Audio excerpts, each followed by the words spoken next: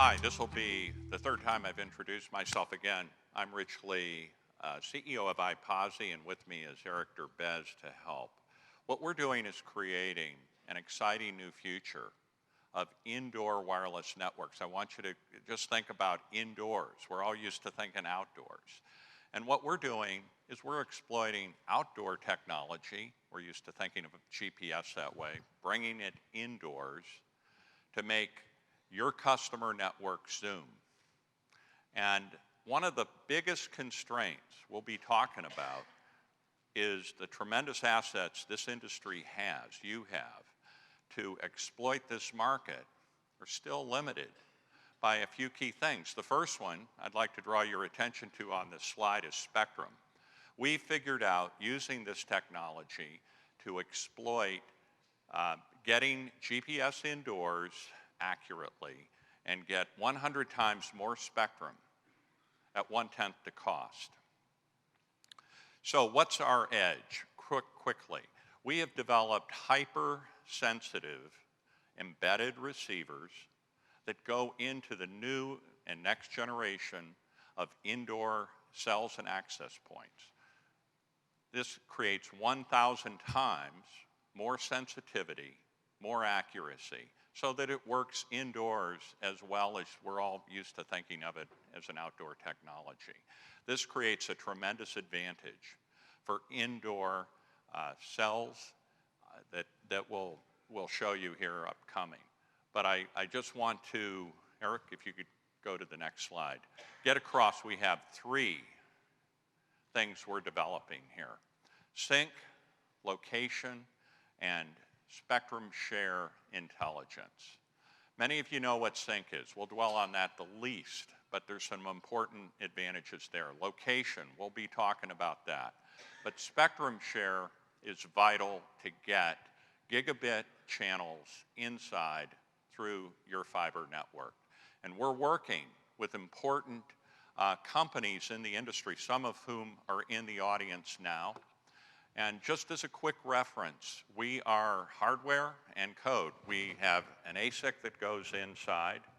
We have DSP code that operates in the hosted CPU.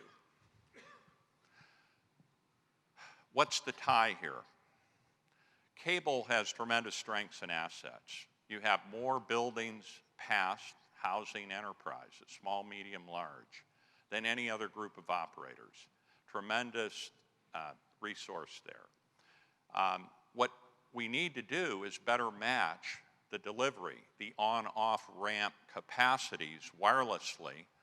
And this is a great example of one of our partners' new small cells, which we're going to call in our solution in-cells.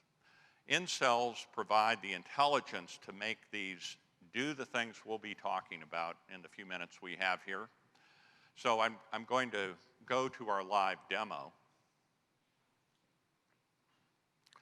We have two live feeds coming at you. One from Tech Stadium, which is too easy to just show you that, so we wanted to show you in a basement at the University of Colorado Engineering Center. Cable Labs executives have visited this, and it's a tremendously challenging environment, and that's why we show it, and we call it affectionately our signal torture chamber. Our PhD student there, Todd, is just showing some elements of our receiver very quickly. 19-meter horizontal accuracy, 2-meter vertical accuracy. We're transferring time in this environment 5 to 10 times better than LTE or the upcoming synchronous Ethernet systems need. He's showing a state-of-the-art receiver now, not ours, of course, to compare. This receiver cannot receive any signals down there. The Tech Stadium next door would be showing you, if that display were up, there it is, 7-meter. You'll see it over there. And we'll talk more about this in the context of shared spectrum next. Shared spectrum is about taking 1,000 megahertz, where we can build true gigabit channels, put them at 3.5 gigahertz around the world, and carry tremendous data rate to customers for VR and tactile internet, IoT. First things first, we have to share that spectrum appropriately. It has to be shared with military radar, the ships offshore, eventually maritime radar, and some in this audience know about broadcast satellite earth stations. Together, that's about 850 to 1,000 megahertz of spectrum. We basically exploit knowledge of the fact that we know what the inbound GPS signals are. We know in the reverse direction from cell signals that are located indoor, they're going to encounter the same loss. And so what that means, we know the position of the cell, we know the containment of the cell, we know all we need to know not to interfere with legacy services and open up this vital spectrum. Right now, the only way this is being handled is to model it. The government has models that preclude the use of the entire state of Florida virtually if a naval ship goes along the coast. We don't have that problem. As we'll show you in Tech Stadium, we could move this whole building over to Cape Canaveral, 50 miles east, be on the shoreline, not impact radars. So I've stressed shared spectrum. There's another key capability, the second in the trifecta, if you will.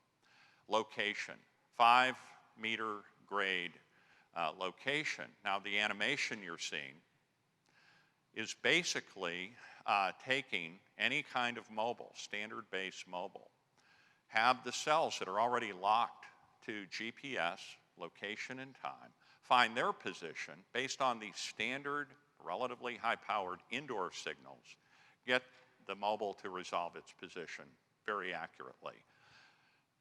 Synchronization is key today. To synchronize cells indoors costs $200 to $2,000 per cell. That's a lot. That's why it's a big barrier to make this happen indoor. We eliminate that because we're getting the signals directly indoors. We field tested this in 11 different cities, 2 of which are in the FCC indoor E911 test bed.